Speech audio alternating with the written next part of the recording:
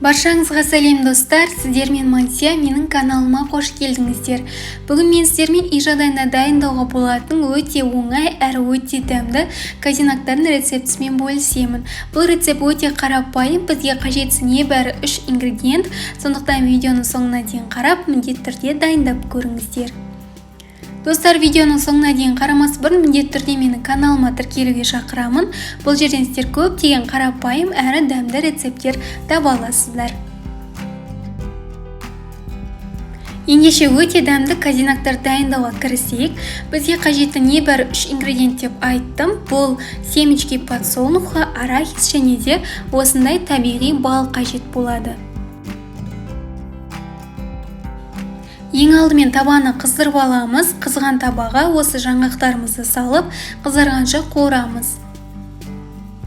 Табаға ешқандай май жағудың қажеті жоқ. Құрғақ табада осылай жақсылап араластырып отырып, 2-3 минуттай қуырып аламыз. Осы жерде мән беріңіздер, бұл арахис немесе семечки подсолнуха қатты күйіп кетпеуі қажет, яғни осылай кішкене қызарғанға дейін қуырып аламыз.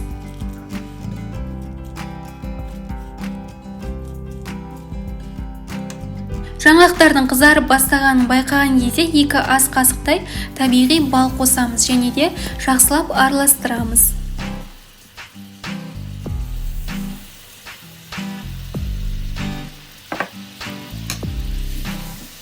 Бұл жерде баяу отта араластырғандарыңыз жөн, 2 минуттай араластырсаңыздар әбден жеткілікті.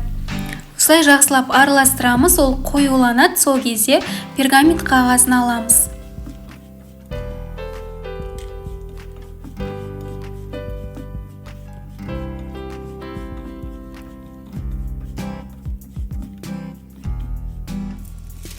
Міне осылай пергамент қағазын алып алдын ала дайындап аламыз және осы казинактарды ыстық күйінде саламыз.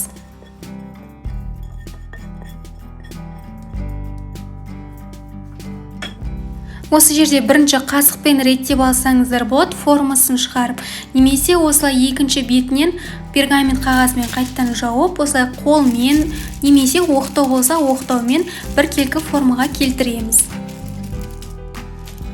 Міне осындай біркелкі формаға келді, енді ақырындап кесе береміз. Казинактар әбден қатпай тұрып осылай кесе береміз, өйткені қатқан соң кесу кішкене қиындау болады. Неге осындай күшті, өте дәмді казинактар шықты, маған өзіме қатты ұнады. Сіздер де міндетті түрде дайындап көріңіздер, сіздерге де ұнайтынына мен сенімдімін.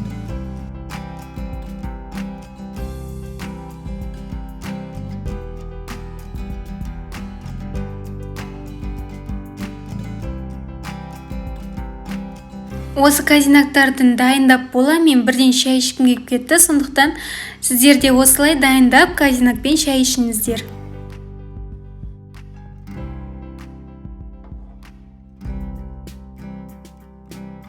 Достар, видеоны соңына дейін қараған болсаңыздар, міндетті түрде лайк басып, комментарий қалдырып кетіңіздер.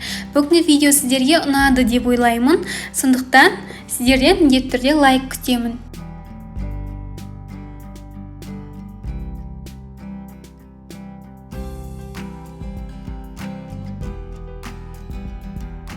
Достар, видеоны соңына дейін қарасаңыздар, міндетті түрде каналыма тіркелуге шақырамын.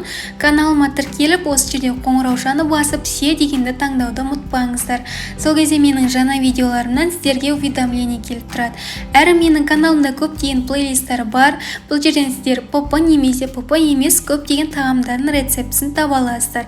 Ыстық тағам, тәтті тағам, таңғы ас, түскі ас, кешкі астың барлық рецептлері осы жерде.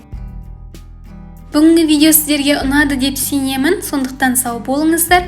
Сіздермен болған Мансия.